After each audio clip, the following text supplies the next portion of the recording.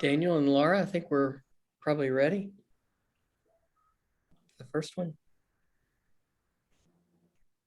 So for those of you just arriving to the webinar, we will start the webinar in just a minute.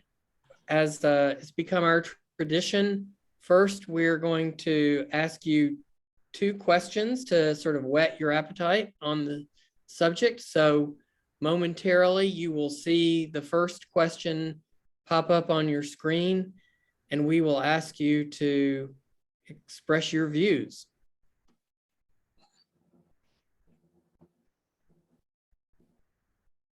There it is.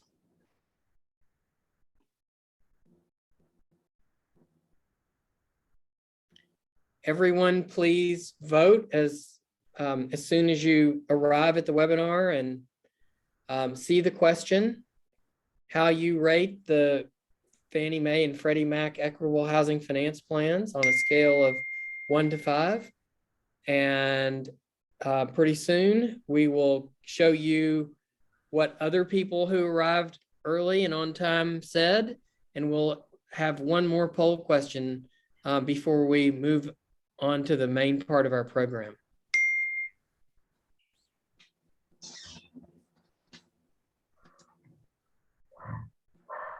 There we go. Interesting.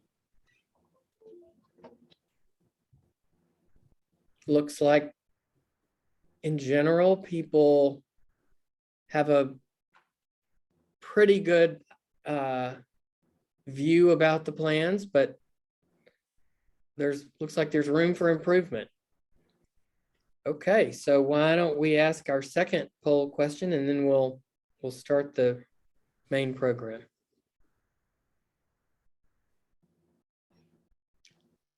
So now you should see the second poll question. What is the most important area of housing finance for Fannie and Freddie to address as they implement equitable housing finance? 4 choices there. You can choose one.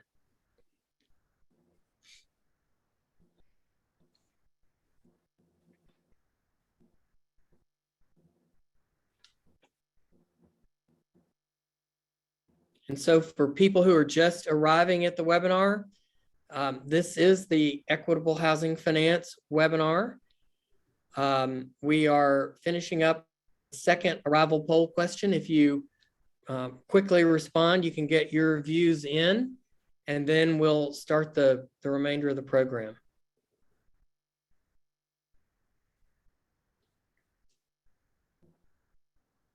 Interesting. Targeted equity investments is the clear winner. All right. We will now welcome everyone. Thank you for coming to this webinar on Fannie and Freddie's equitable housing finance plans. We have a very good program for you today. I just want to say at the outset, you will see a question and answer function at the bottom that we will be monitoring, and we will provide those answers in real time. And some of them may even work their way into the conversation of our panel. So please feel free to use that chat function. And let me just also say that we have been pleased that the model that we started with Duty to Serve for tracking the program, the planning program that Fannie Mae and Freddie Mac have for Duty to Serve, is now very naturally flowing into the equitable housing finance plans. And we look forward to paying close attention to what Fannie and Freddie do in the equitable housing finance area. And we hope that you all will all stay tuned to help us make sure that it's as robust and meaningful as it should be. And so with that, I'm going to turn it over to Daniel Janzo to review the program for today. Daniel. Thanks, Jim, and hi all. Thank you for being here today. It's great to see how many care about the advances that we're hoping for in racial equity in housing finance.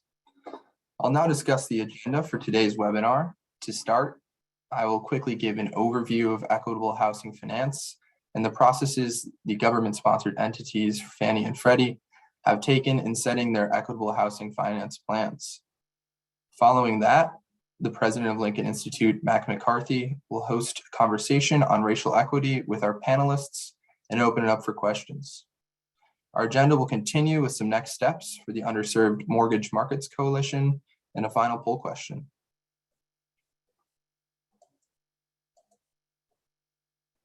Okay, so the Equitable Housing Finance 3-year strategic planning requirement was announced last summer for plans that were supposed to go into effect on January 1st, 2022, and were realized on June 8th. The 3-year planning cycle is similar to duty to serve. Plans are created by the enterprises and approved by the FHFA every 3 years. Every year, the enterprises must implement their plans and submit annual progress reports on the actions undertaken during the prior year. Since FHFA has issued no regulation or written guidance of any kind on EHF, the GSE's plans are not organized by defined regulatory activities like duty to serve. The plans address and identify barriers to sustainable housing opportunities, including the enterprise's goals and action plans to advance racial equity in housing finance for the next 3 years. The purpose of these plans is to advance fair housing and fair lending for all Americans and expand access to opportunities for home ownership and the generational wealth building that can come from it.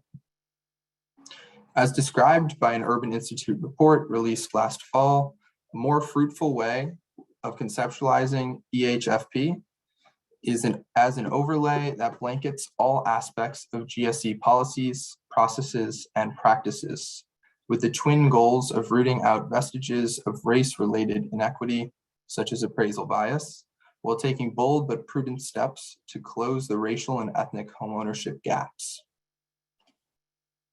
We also must recognize the outsized impact GSEs have had and still do have on setting the terms for U.S. mortgage lending.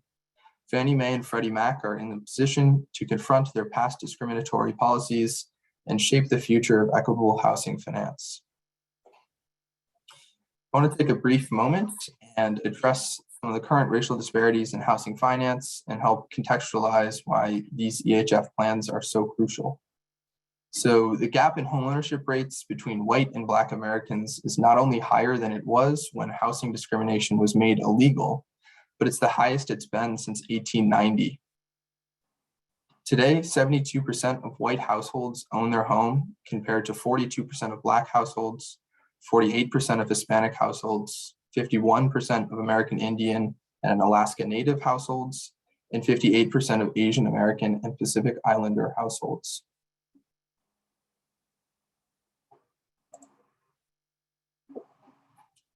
The equitable housing finance plans are really quite extensive, so we don't have time to discuss the strategies of the enterprises in detail today in this webinar. Freddie Mac has 30 specified objectives and Fannie Mae has 17, to put that into context. Additionally, the enterprises plans do not look the same, as I said before, because there are no regulatory activities to base their objectives off. We still do want to talk about what stood out to us in the plans and offer some highlights. Overall, the plans do demonstrate a comprehensive knowledge about the racial barriers to accessible and affordable housing for both renters and homeowners. What we can't determine as of right now is how impactful the enterprise's strategies will be at addressing disparities in housing finance.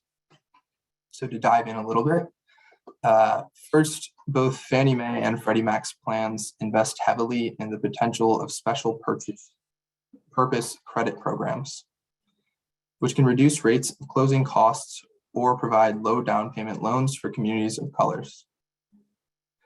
SPCPs appear to be the most popular and prevalent strategy of the enterprise's plans, with these programs being a key, we think, to making homeownership a more viable path for Black households and make more SPCPs widespread in the mortgage market.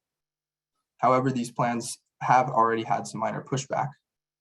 Special purpose credit programs are legal under the Equal Credit Opportunity Act, yet controversial.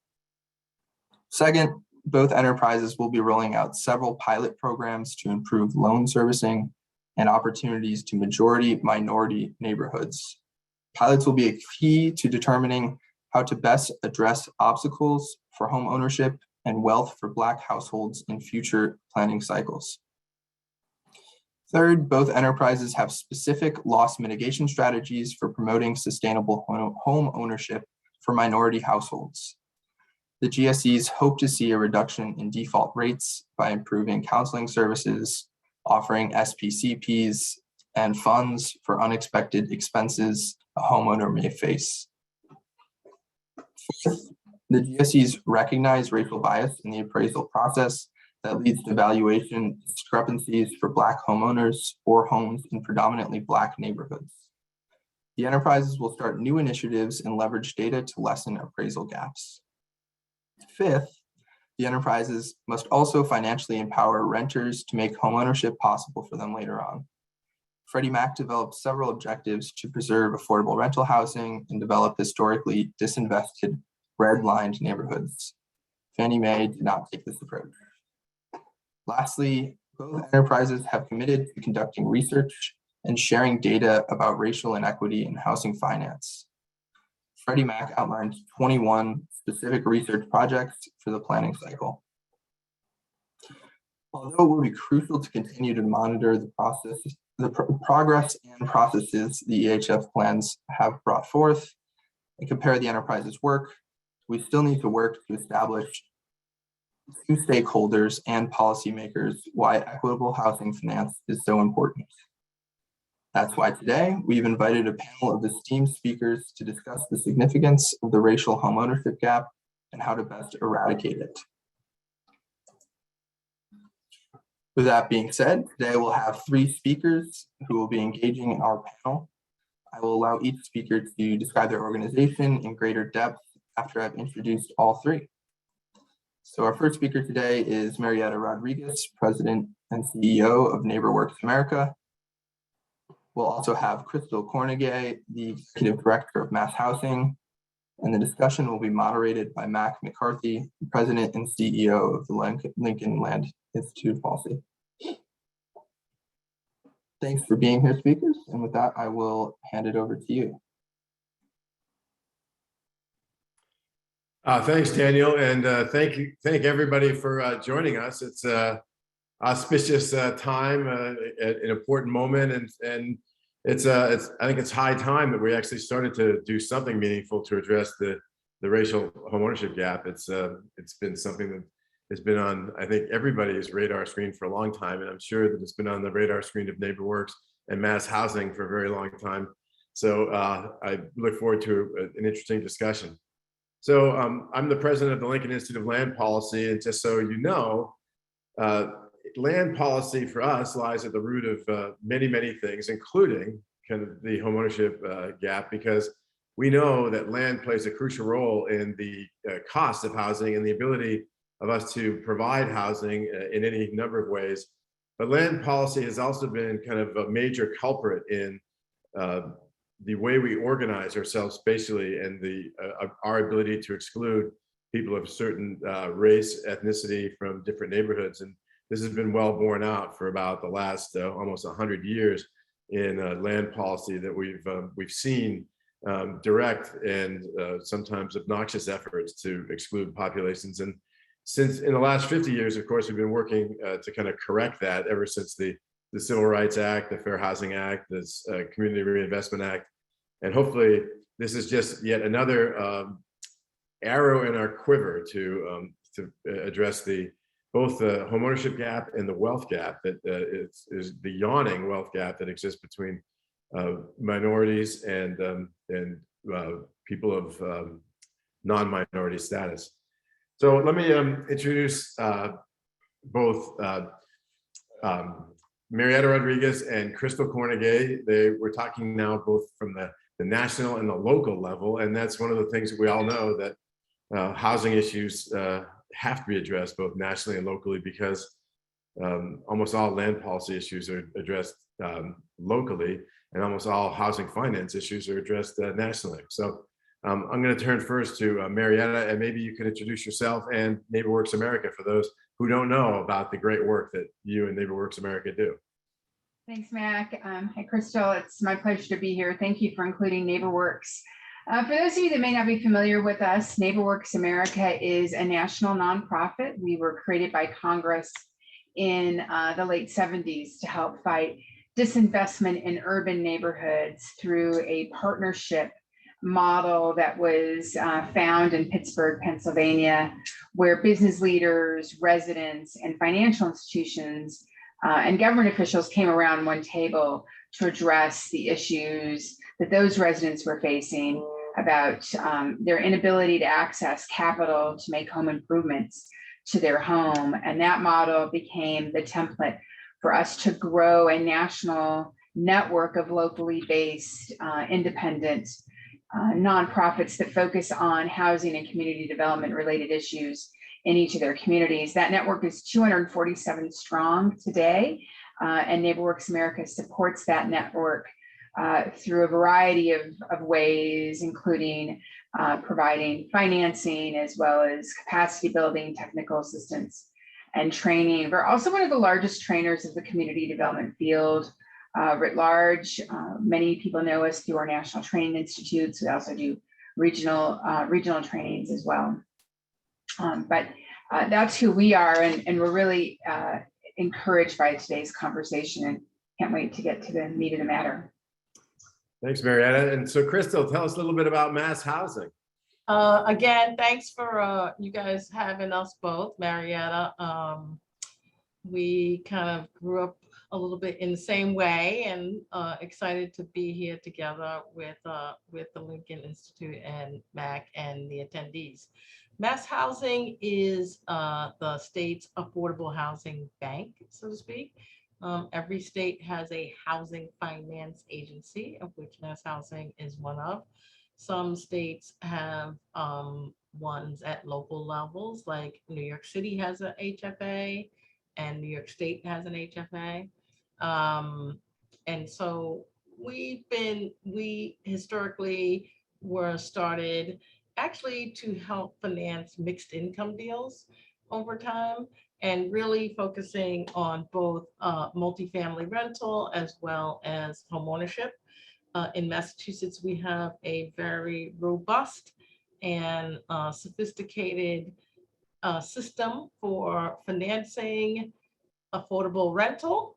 And so in recent years, we have wanted to focus on how do we get more proactive in financing the affordable and financing the racial wealth gap. We've always been focused on that issue, but really back, this was before the pandemic and the social unrest, really wanted to know, well, what kinds of things can we do and how can we focus on that, and really have been using data and partnerships to be able to move that agenda locally. And so I'm excited to be here and talk about some of the things that we're doing and hopefully learn about some things that others are doing. Thanks, Crystal. So we heard from Daniel that the racial homeownership gap is now bigger than it was when we passed the Civil Rights Act, the Fair Housing Act. In fact, it's bigger than it's ever been since we started to collect this kind of data in 1890, which is kind of very distressing for those of us who've been working in this field, because we thought things like the Community Reinvestment Act was going to kind of at least turn us in the right direction. So I'm going to ask both Crystal and Marietta, how have your organizations been working to close the racial homeownership gap and creating more equitable and affordable housing opportunities for communities of color? And I'm going to start with you, Crystal. Can you talk a little bit about what mass housing has done and what mass housing is hoping to do? Sure.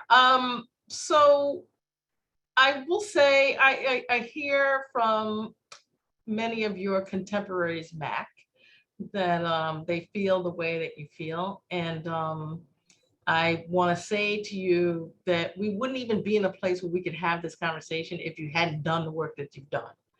And so there's, it might not be where you want it to be, but I'm just saying, it wasn't for nothing. And the challenge that we have in this country is that, unfortunately, all kinds of negative economic things hit communities of color more detrimentally than they do any other community. And so a lot of what you'll see from the research is that the Great Recession wiped out all of the value and all of the advances that people of color made in this market.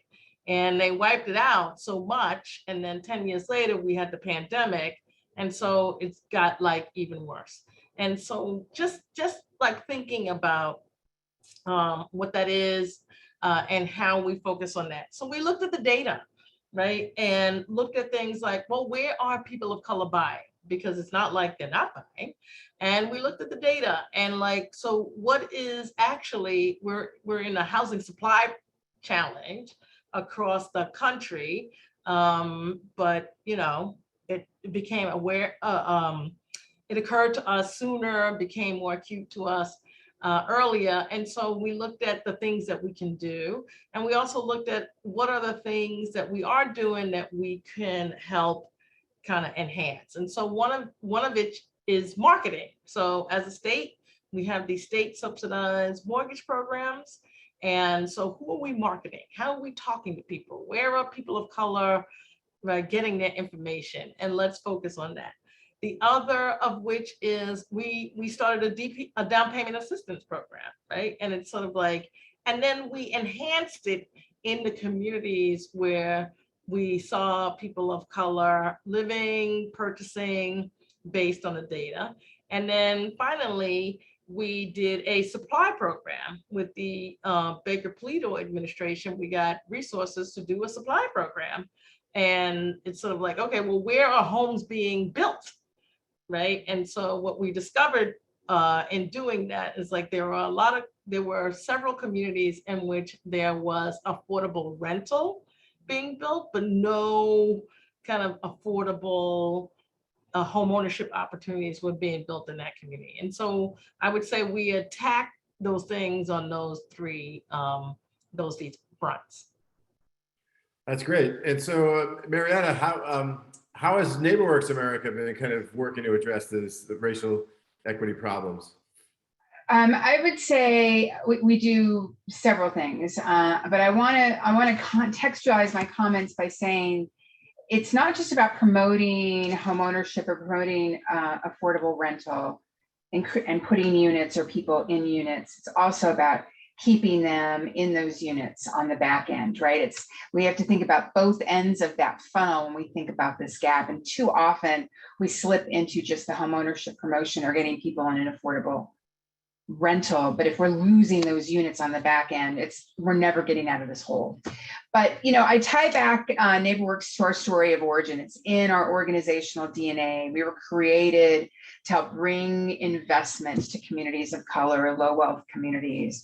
And our organizations have worked for decades on creating those pathways of sustainable homeownership, and including affordable rental. And we support this community-led infrastructure that serves the needs of residents in these high risk communities through grants, as I said, technical assistance, training tools. More recently, we have been trying to pivot our network away from thinking about their programs and services as government or grant funded activities to be more customer centric. And that's more than just the buzzwords. It's really about how they think about, I take Crystal's comments to heart, how they market the community, how they market to the people they're trying to get through their door. I think the home buying process is incredibly complex and can be overwhelming.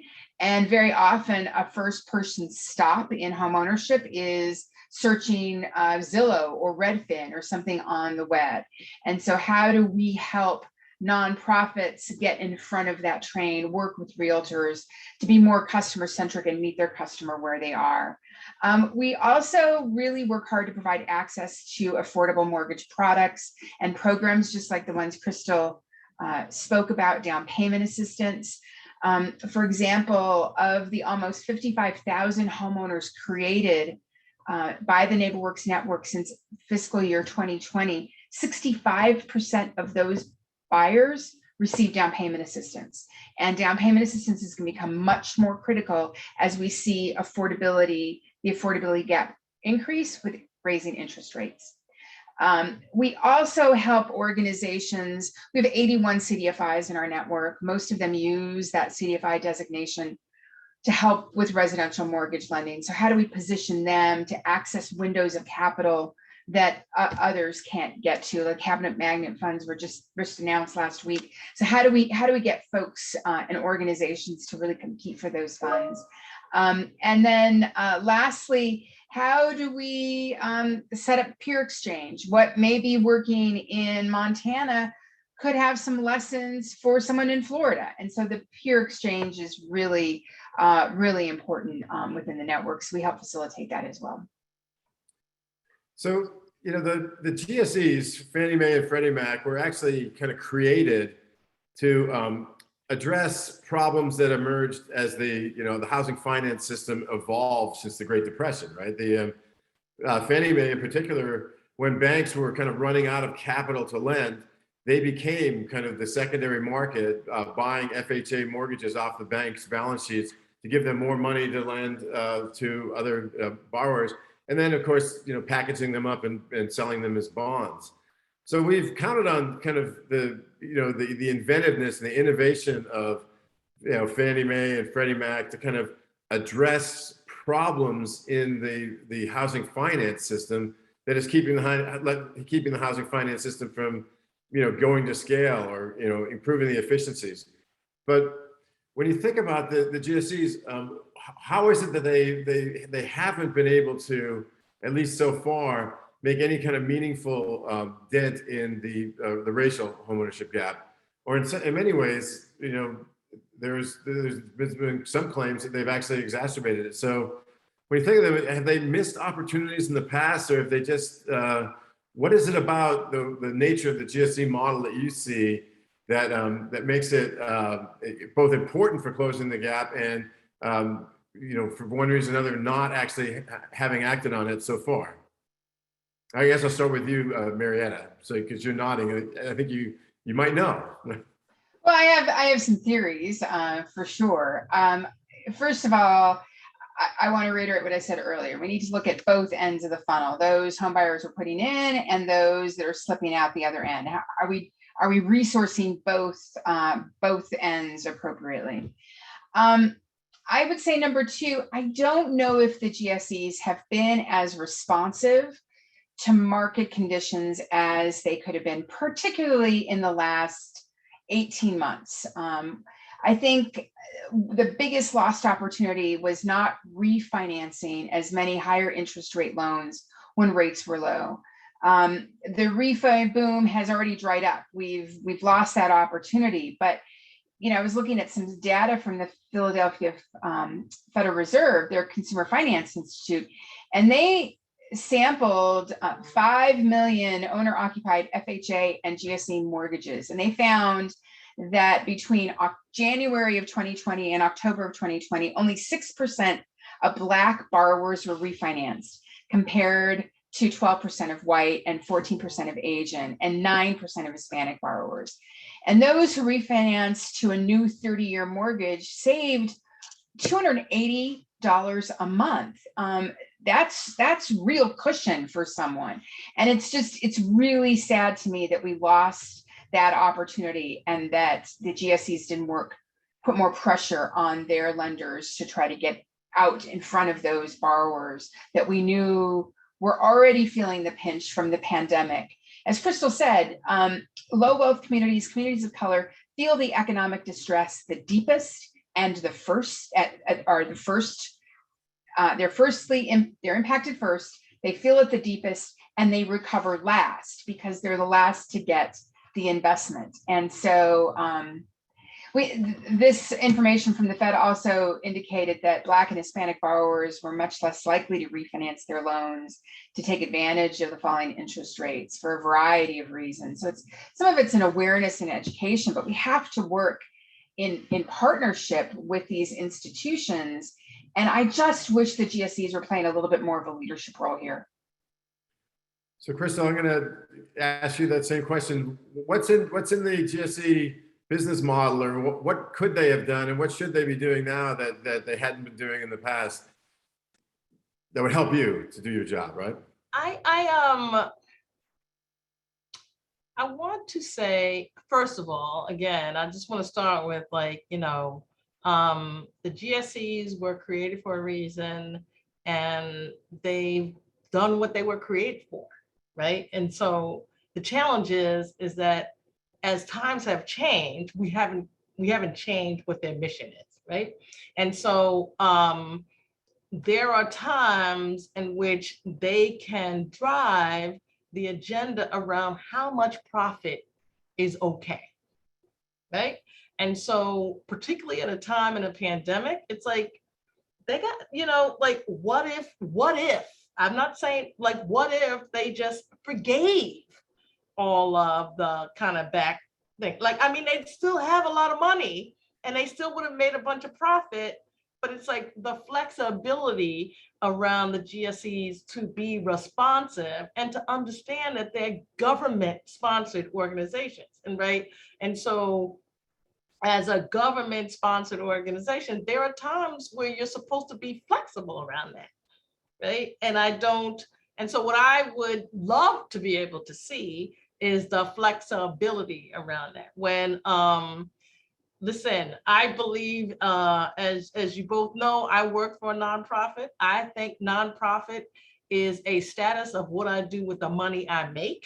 It doesn't mean I don't make money, right? And so I want to say to the GSEs is if you're going to do that, then how are you pumping that back into the system in order to kind of meet government policy agendas? And so you can do that with targeted programs. You can say, during this time, we only are going to accept this much kind of profit. There's lots of ways to think about that, but I don't see them doing, they're more into the enterprise and they're into the government sponsored end of the definition. It's a priority and a leadership issue at the end of the day. Yeah. So Crystal, when you talk about flexibility, what the equitable housing finance plans that have been put forward so far, they hinge on these special purpose credit programs, right? And these special purpose credit programs are supposed to be more flexible in terms of finding ways to either drive down costs, reduce down payment requirements, do these other kinds of things. And what do you think is the potential of those alone to really help solve the racial homeownership gap? Or are we going to need more? So the thing that I hear a lot from people, right, it's we want to be participating in supporting affordable housing and we want market returns. And I'm just if that was possible, then y'all aren't the smartest people in the room. We would have figured that out a long time ago, right? It's like Max said, you and your contemporaries have been doing this a long time. If there's a way to do that, you'd have figured it out. And so what I don't see in the thing is what is an acceptable return, right? What are we gonna do in exchange for policy outcomes? Because that's what we do with government money. And so now mass housing does not use government money to sustain itself. We're a self-financing agency. We don't take money from the government to do our operation. We float bonds in the private market. We have to do returns at that thing, but it's if you're gonna do that, then you gotta take some real risk, right? And so this idea, these are great. It's that's what I'm this is an evolution, right? We didn't get here because somebody decided something, 200 years ago, we got here as a part of an evolution. And this is an evolution, but until we're able to sacrifice a little bit of profit in order to get to this place that we say is important, I'm not really sure. I'm happy to do, as people have heard me say, I'm happy to do what I would call the Black people loan. Right? It's like you can get a mortgage and you Black and you just show up. The Black brown people loan, I don't care. Right. And so I'm happy to do that, but that there's risk in that. And there's a question around sort of how we're measuring what is an acceptable return and how do we get the private market involved in that. And so as Marietta said, it's like if the GSEs don't take leadership around that, I don't know how that works. Yeah, but part of taking leadership, so like when you guys at Mass Housing, when you bear some risk and when you find ways to kind of reduce your kind of profitability to get to address the market needs, you do that with partners. You do that with, you don't build the housing yourself, right?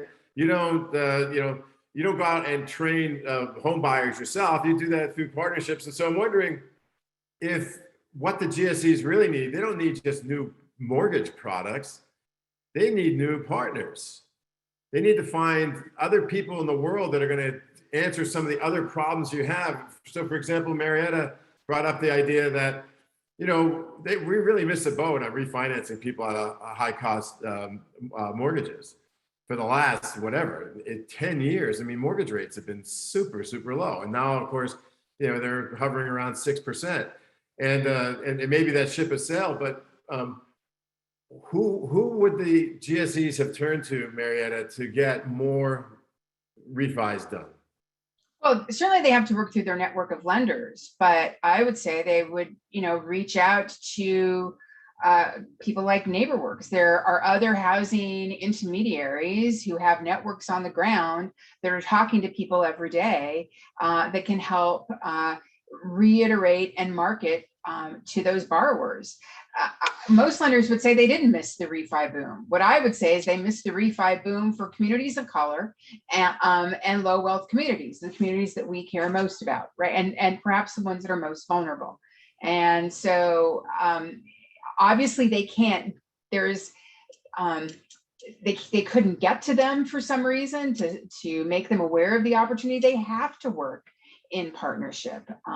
That's the only way this is going to get done. And that's on both sides. That's true for local community groups. It's true for HFAs. It's true for the government. And it's true for the private sector. Like everyone has to come together, and there is room for people to make, as Crystal indicates, a reasonable profit, but we have to come together and pool our resources, whether they're money, people, or influence, to try to address some of these issues. And at this point, I think we have the skills to do so.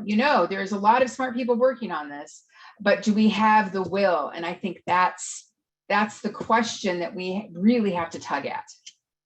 I will say, do you mind if I jump in, Mac? No, please jump in. To build on what Marietta is saying, it occurred to me, one of the reasons why marketing is important is that, I'm being just a tad bit provocative. It's like, so I am not,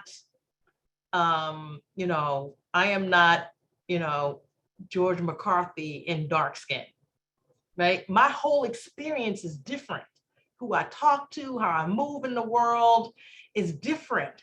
And therefore, when you think about marketing, when you think about products, when you think about partners, when you think about all of that, you got to think about who your audience is.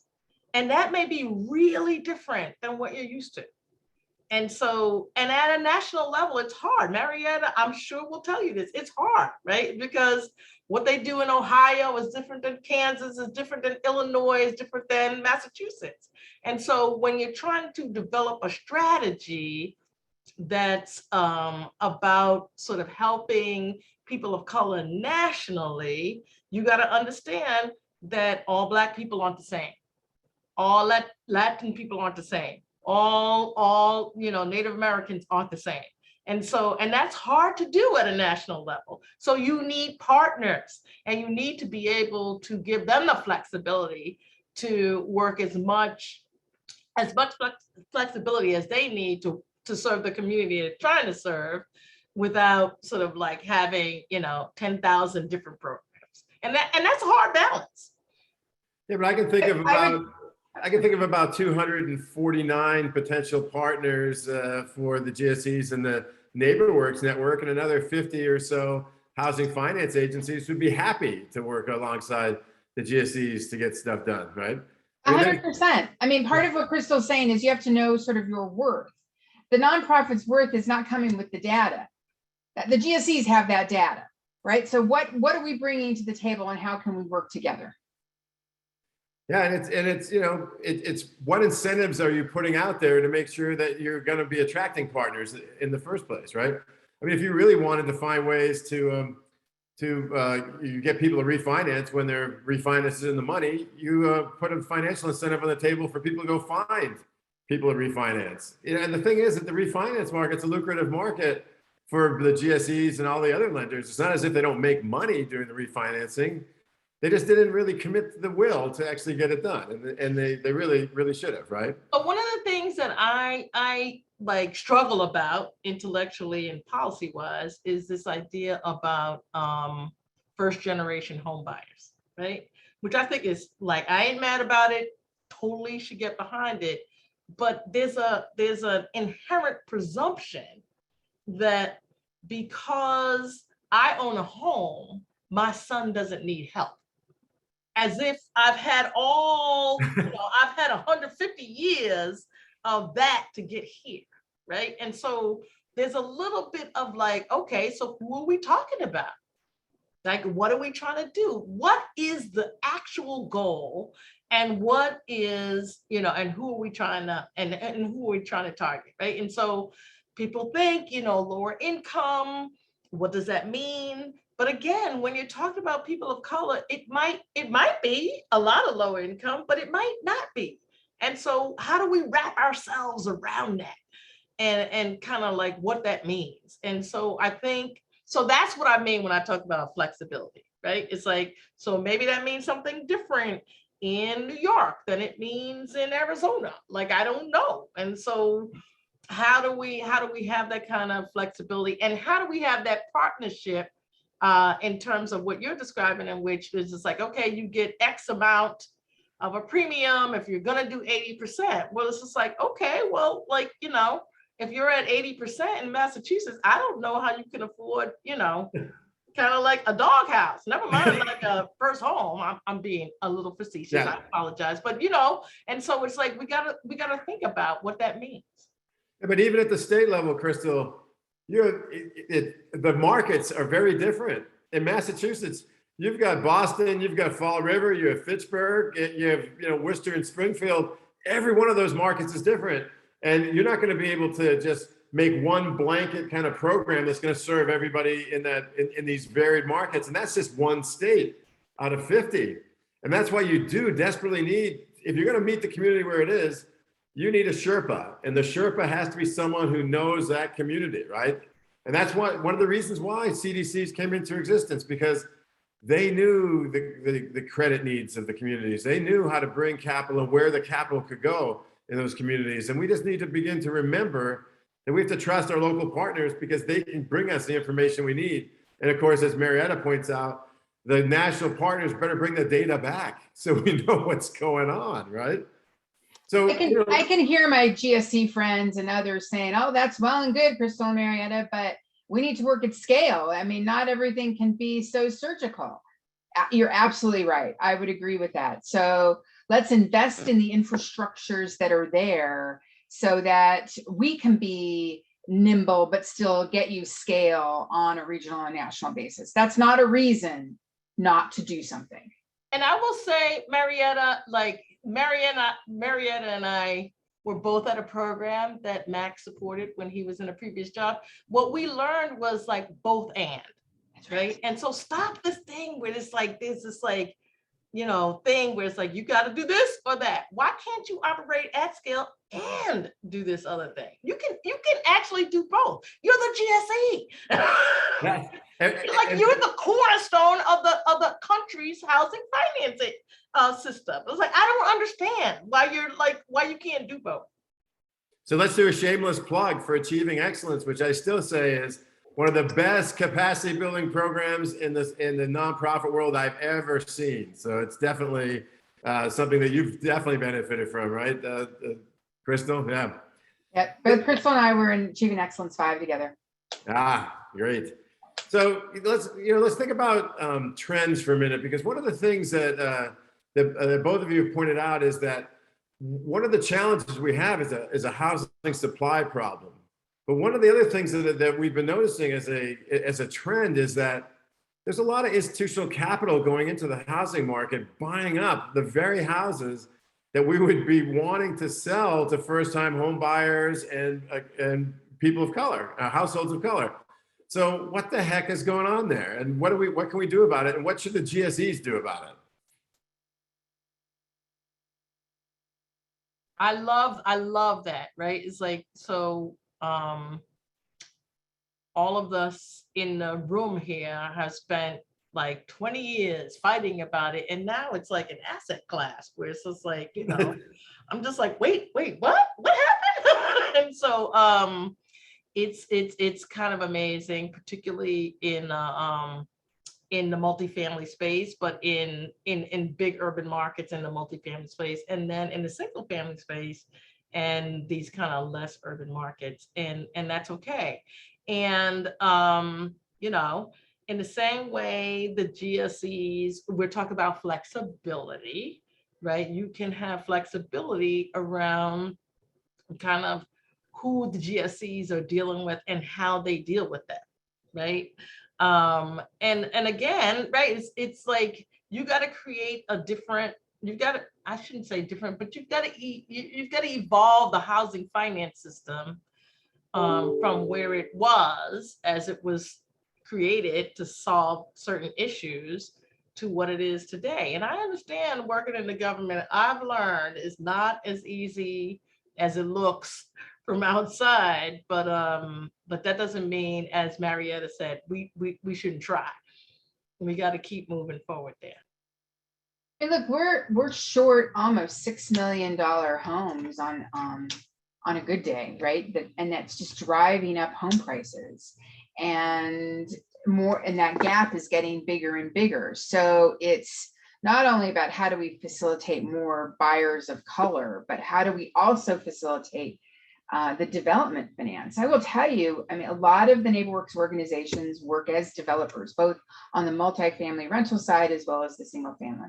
And the sophistication of those capital stacks that they have to put together just to get a deal done is insane. And how can we, to get back to Crystal's point, like flexibility, how can we unlock some of these capital markets, make them easier to access for some of these deals? We have got to put some units in the ground, and it's not a silver bullet, but it certainly would help. I mean, there's still labor issues, home building and trades have largely been employers of immigrant labor, and that's been less so. There's a lot of issues on the employment and economic development side that are also exacerbating this issue. So that's why you have to step back and look at all of these pieces and see who can play a leadership role in loosening some of these things up. I want to echo Marietta. It's like when you look around who's getting to create wealth, like we've had this whole conversation, it's about kind of the end user, but all those folks along the chain are creating wealth too. And when you look at that whole industry, that's not as diverse as it should be either. The GSEs can do something about that if they want to. I'm just saying, it's like, it's like they can do something about that if they want to be able to do that. And so in terms of creating wealth, and what that means. I'm super excited about them having these equitable finance plans, hoping, praying that we can be a big part of that. And but there's a lot of room for them to take. I was talking to somebody about this the other day. I want them to remember that they're the big dog in the yard. Yeah. Right. And it's like all the little dogs, it's like you're the big dog in the yard. It's like you drive so much around how the system works, and don't forget it.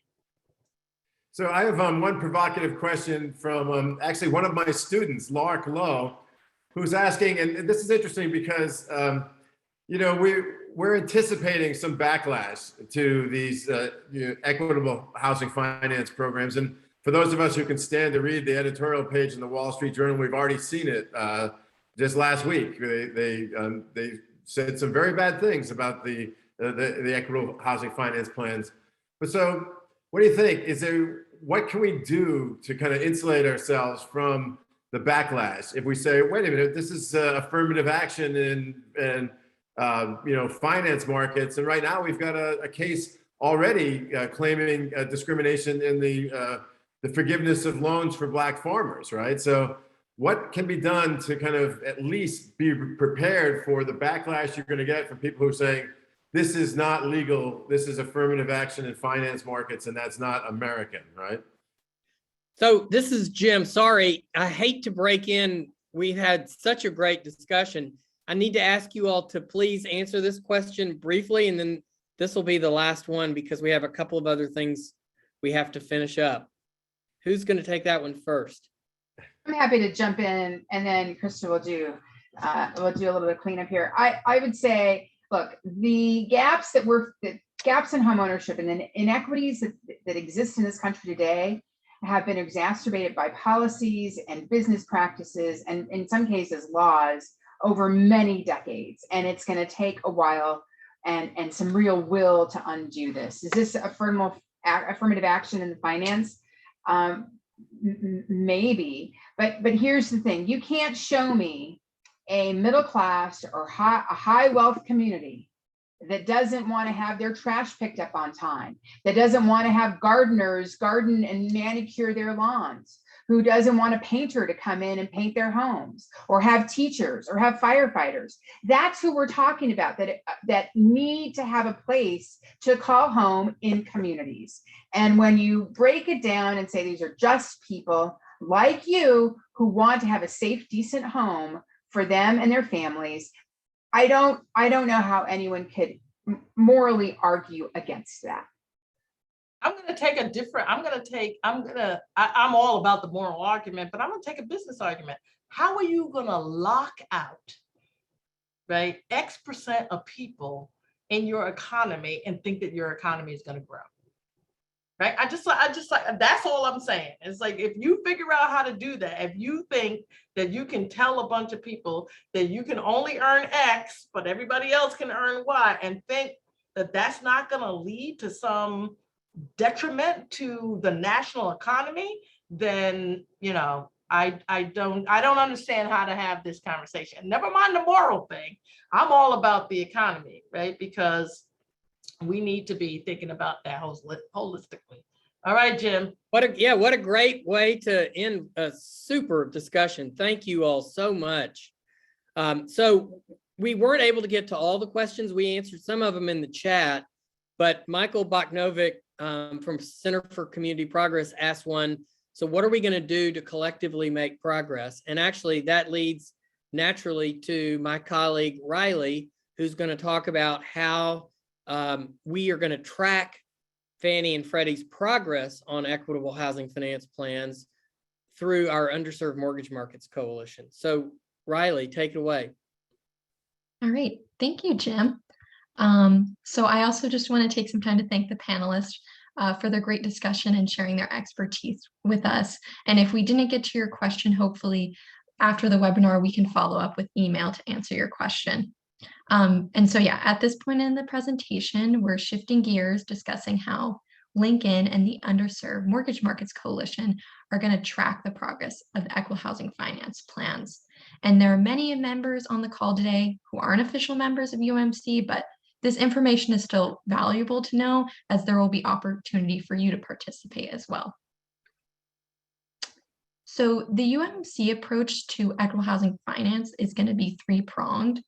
First, which is going to be the meat of this slide, is to talk about how we're developing a tracking tool. So on this slide, there's a demo of the future unpublished equitable housing finance tracking tool, which is very similar to a tool we made for the Enterprise's Underserved Mortgage Markets plans. And the tool is intended to closely monitor over time the enterprise's racial equity performance and understand how that performance can be improved based on feedback from our UMMC members. The finalized tracking tool will be proprietary information to the coalition, but I will summarize now how the tracking tool functions and what metrics it's going to help us capture. And on the slide, you'll see there are 5 columns. So the first column is activity, which is going to refer to an overarching activity that of the enterprises related to equitable housing finance. And as we briefly mentioned before, there is no regulation that is a skeleton yet to equitable housing finance. So we are creating kind of our own categories based on what are the overarching themes of the plan. So you might be able to see here on the slide, even though there's tiny font, like one category that we saw was a primary theme was loss mitigation and home ownership stability plans. The second column, objective, addresses specific goals under the activity. So there can be multiple objectives per activity, and we split the rows into the 2 different enterprises. So blue being Fannie Mae, green being Freddie Mac, so we can compare what they're doing side by side, because they are taking very different approaches in some objectives. The third column, baseline, summarizes the base level of the enterprise activity for the corresponding objective, which may be difficult in this first planning cycle because, again, equitable housing finance is a new initiative, and it may be difficult to pinpoint exactly the baseline when many objectives are new pilots and outreach initiatives. The fourth column, 2022 to 2024 proposed plan, is just going to basically regurgitate whatever the approach, goals, and plans of the enterprises are for the corresponding objective. And the last column, key changes sought, will provide the current changes that Lincoln and UMMC would like to see in equitable housing finance to compare it side by side to what the actual plans and targets and objectives are. So now we'll move quickly on to the 2 other important UMC actions items. In addition to our tracking tool, we will be participating in the FHFA comment process. So we will submit a comment letter to the FHFA related to our coalition's shared perception of the plans and our recommendations for equitable housing finance. We will also prepare for the FHFA listening sessions to further comment on our views and to make our comments more public about the importance of equitable housing finance, our advice for how to improve and sustain the equitable housing finance planning cycle. We will issue a joint media release with the UMMC in the following weeks. And I apologize for talking so quickly, just didn't want to take too much time out of all the. No, that's very well done, Riley. All right, so we want to end on time, so we're just going to finish with this closing poll question, which gives everybody an opportunity to say how you would like to participate, and we can follow up with you based on which things you decide you want to be a part of. So with that, I want to thank especially our panelists, but everyone who tuned into this webinar today. It's been a great discussion and a great way to get started with the racial equity planning process for Fannie Mae and Freddie Mac. So please answer the poll question and we will follow up with you after. And so once you've answered the poll question, you can consider yourself to have checked this box and be done with this webinar. Thank you all very much. Thank you, Jim, and nice to see you, Marietta. I'll see you soon, Mac. Good to see you. Thanks, Crystal. Thanks, Marietta. Yes. Thanks, everyone. Yep.